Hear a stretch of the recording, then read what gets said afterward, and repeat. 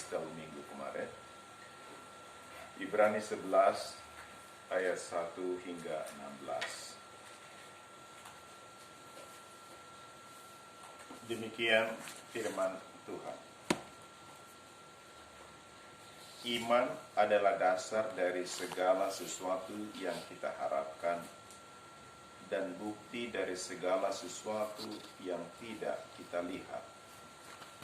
Sebab oleh imanlah telah diberikan kesaksian kepada nenek moyang kita. Karena iman kita mengerti bahwa alam semesta telah dijadikan oleh firman Allah, sehingga apa yang kita lihat telah terjadi dari apa yang tidak dapat kita lihat. Karena iman, Habel telah mempersembahkan kepada Allah korban yang lebih baik daripada korban Kain. Dengan jalan itu, ia memperoleh kesaksian kepadanya bahwa ia benar, karena Allah berkenan akan persembahannya itu, dan karena iman ia masih berbicara sesudah ia mati. Karena iman Henokh terangkat, supaya ia tidak mengalami kematian, dan ia tidak ditemukan, karena Allah telah mengangkatnya. Sebab sebelum ia terangkat, ia memperoleh kesaksian bahwa ia berkenan kepada Allah. Tetapi tanpa iman, tidak mungkin orang berkenan kepada Allah. Sebab barang siapa berpaling kepada Allah, ia harus percaya bahwa Allah ada dan bahwa Allah memberi upah kepada orang yang sungguh-sungguh mencari Dia. Karena iman, maka Nuh dengan petunjuk Allah tentang sesuatu yang belum kelihatan, dengan taat mempersiapkan bahtera untuk menyelamatkan keluarganya. Dan karena iman itu, ia menghukum dunia, dan ia ditentukan untuk menerima kebenaran sesuai dengan imannya. Karena iman, Abraham taat ketika ia dipanggil untuk berangkat ke negeri yang akan diterimanya menjadi milik pusakanya. Lalu ia berangkat dengan tidak mengetahui tempat yang ia tujui. Karena iman, ia diam di tanah yang dijanjikan itu, seolah-olah di suatu tanah asing, dan di situ ia tinggal di kemah dengan Ishak dan Yakub, yang turut menjadi ahli waris janji yang satu itu. Sebab ia menanti-nantikan kota yang mempunyai dasar, yang direncanakan dan dibangun oleh Allah. Karena iman, ia juga dan Sarah beroleh kekuatan untuk menurunkan anak cucu, walaupun usianya sudah lewat, karena ia menganggap Dia yang memberikan janji itu setia. Itulah sebabnya maka dari satu orang, malahan orang yang telah mati pucuk, terpancar keturunan besar seperti bintang di langit dan seperti pasir di tepi laut yang tidak terhitung banyaknya. Dalam iman, mereka semua ini telah mati sebagai orang-orang yang tidak memperoleh apa yang dijanjikan itu, tetapi yang hanya dari jauh melihatnya dan melambai-lambai kepadanya, dan yang mengakui bahwa mereka adalah orang asing dan pendatang di bumi ini. Sebab mereka yang berkata demikian menyatakan bahwa mereka dengan rindu mencari suatu tanah air. Dan kalau sekiranya dalam hal itu mereka ingat akan tanah asal yang telah mereka tinggalkan, maka mereka cukup mempunyai kesempatan untuk pulang ke situ. Tetapi sekarang mereka merindukan tanah air yang lebih baik, yaitu satu tanah air surgawi. Sebab itu Allah tidak malu disebut Allah mereka, karena Ia telah mempersiapkan sebuah kota bagi mereka. Inilah firman Tuhan. Syukur. Saudara-saudara yang dikasihi Tuhan, tentu ayat ini atau pasal ini sangat terkenal di kalangan orang Kristen. atau secara khusus di antara kita. Secara khusus lagi ayat yang pertama yang berbunyi demikian, iman adalah dasar dari segala sesuatu yang kita harapkan dan bukti dari segala sesuatu yang tidak kita lihat. Iman adalah dasar dari segala sesuatu yang kita harapkan dan bukti dari segala sesuatu yang tidak kita lihat. Ada dua hal yang disampaikan mengenai iman di sini. Yang pertama, bahwa iman itu adalah dasar dari segala sesuatu yang kita harapkan. Artinya dasar pengharapan kita. Dasar pengharapan orang percaya adalah iman. Lalu yang kedua berbicara tentang bukti. Bahwa iman itu adalah bukti. Bukti dari apa? Dari segala sesuatu yang tidak kita lihat. Dasar dari segala sesuatu yang kita harapkan. Dasar pengharapan kita. Lalu bukti dari segala sesuatu yang tidak kita lihat. Penulis Ibrani memberikan contoh yang sangat banyak. Kita melihat mulai dari hal penciptaan. Dikatakan bahwa Allah menjadikan alam semesta oleh firman. Dan kita membaca itu jelas di dalam kitab Kejadian pasal 1 dan pasal 2. Berfirmanlah Allah, jadilah terang, maka terang itu jadi. Jadilah cakrawala, jadilah tumbuh-tumbuhan, jadilah benda-benda penerangan di angkasa. Jadilah burung-burung di udara dan ikan-ikan di laut. Jadilah binatang di darat. Dan terakhir, manusia diciptakan secara khusus. Tetapi kita lihat bagaimana Allah menciptakan alam semesta itu.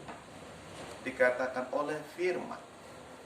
Dan kita mempercayai itu. Tetapi bagaimana kita bisa mempercayai itu? Penulis Ibrani mengatakan itu berdasarkan iman. Sebab tidak ada orang yang pernah melihat bagaimana Allah menciptakan alam semesta itu.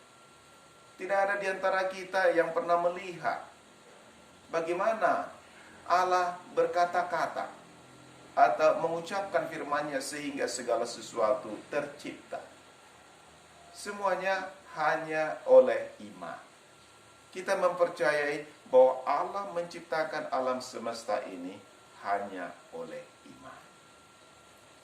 Selanjutnya adalah penulis Ibrani memberikan contoh berikutnya.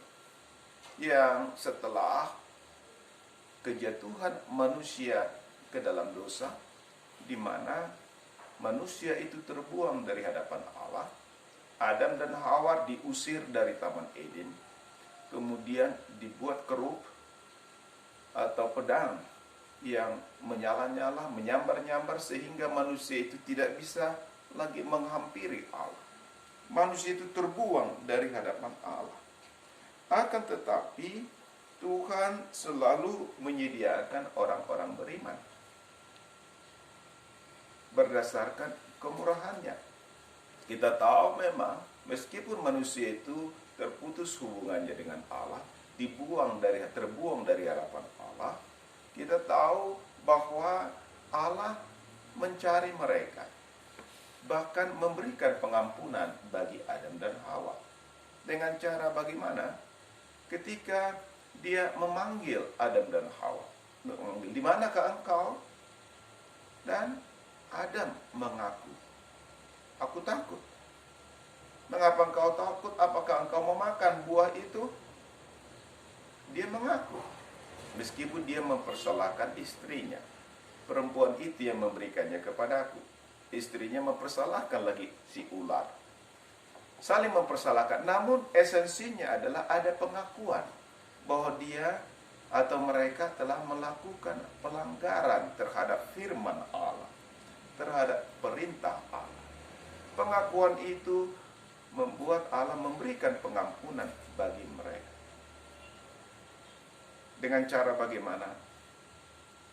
kita mendengar bagaimana Allah membuat pakaian bagi mereka dari bulu domba.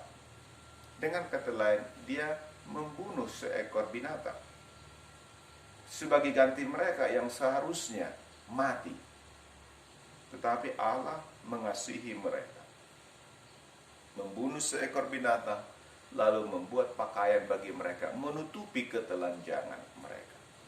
Inilah suatu bukti bagaimana Allah memberikan pengampunan atas mereka yang mengaku dosanya. Dan itu juga jelas apa yang dikatakan dalam 1 Yohanes 1 ayat 9, jika kita mengaku dosa kita, Allah adalah setia dan adil sehingga Ia akan mengampuni segala dosa kita dan menyucikan kita dari segala kejahatan. Iman, berdasarkan iman. Tadi kita lihat bagaimana penulis Ibrani menjelaskan bahwa kita tahu, kita percaya bahwa Allah menciptakan alam semesta ini hanya berdasarkan iman. Tetapi setelah manusia yang diciptakan itu tadi jatuh ke dalam dosa, terbuang dari hadapan Allah, kemudian berketurunan, lahirlah juga dikatakan Habel. Dikatakan bahwa iman, Habel seorang yang beriman, hingga ketika dia sudah mati pun dikatakan darahnya masih berbicara kepada Allah. Tentu yang dimaksudkan di sini adalah bagaimana Habel itu adalah seorang yang percaya kepada Allah, yang setia di dalam segala pergumulan hidupnya, meskipun kita tidak tahu persis seperti apa pergumulan Habel, di mana tiba-tiba saja dikatakan saudaranya yang bernama Kain memukul dia, membunuh dia. Mungkin jauh dibalik daripada apa yang dijelaskan, disebutkan dalam Alkitab kita. Ada masalah-masalah besar, ada pergumulan berat yang dihadapi hingga dia juga harus mati, dibunuh oleh Kain saudaranya. Oleh karena iman, oleh karena dia mengikuti Tuhan. Dan kita tahu begitu banyak juga orang-orang Kristen, orang-orang percaya mulai dari zaman gereja mula-mula. Begitu banyak orang yang menderita, bahkan mengalami kematian, dibunuh oleh karena imannya kepada Kristus. Kalau mau orang-orang Kristen itu selamat, menyelamatkan nyawanya, maka mereka bisa hanya dengan menyangkal imannya, hanya dengan mengatakan, ya saya tidak kenal Yesus, seperti Petrus pernah berkata demikian, demi menyelamatkan nyawanya.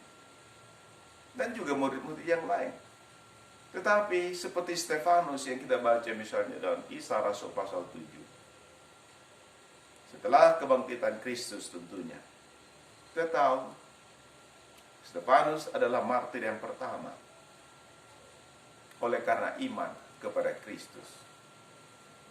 Dia menderita, rela menderita, bahkan berdoa untuk mereka yang melempari dia, yang melontari dia. Bapa, ampunilah mereka, sebab mereka tidak tahu apa yang mereka perbuat. Dia mengikuti apa yang dikatakan oleh Tuhannya, atau Tuhannya, yaitu Tuhan kita, Yesus Kristus. Demikianlah kita lihat juga ada banyak lagi contoh yang lain. Seperti Henokh. Henokh hingga pada akhirnya dikatakan bergaul dengan Allah. Dan tiba-tiba saja dia diangkat oleh Allah. Saudara yang dikasihi Tuhan, tentu ini tidak sekedar berbicara tentang bahwa tiba-tiba diangkat dia secara fisik. Kita tidak tahu persis apakah dia diangkat secara fisik. Tetapi yang lebih penting di sini adalah bahwa di dalam menjalani hidup, Henokh itu hidup dalam iman. Sehingga seberat apapun persoalan atau tantangan yang dihadapi dalam hidupnya selama di dunia ini, dia terus bersandar kepada Allah. Dia terus mengandalkan Allah. Hingga seakan-akan penderitaan itu tidak ada apa-apanya. Seakan-akan dia tiba-tiba saja diangkat ke surga. Meskipun kita percaya bahwa Allah bisa saja dengan benar-benar mengangkat dia ke surga. Tetapi yang lebih penting bukan itu. Sebab itu apa itu artinya? Yang lebih penting adalah bagaimana hidup di dunia ini dalam iman, dengan berfokus kepada Allah. Sekalipun begitu banyak tantangan, sekalipun begitu banyak persoalan, begitu banyak penderitaan, dia berfokus, tertuju hatinya kepada Allah dengan kata lain iman. Dan demikianlah kita lihat tokoh-tokoh berikut. Seperti Nuh. Dia ditertawakan banyak orang ketika dia sedang membangun perahu yang begitu besar. Tetapi dia mendengar firman Allah. Allah berkata, bangunlah.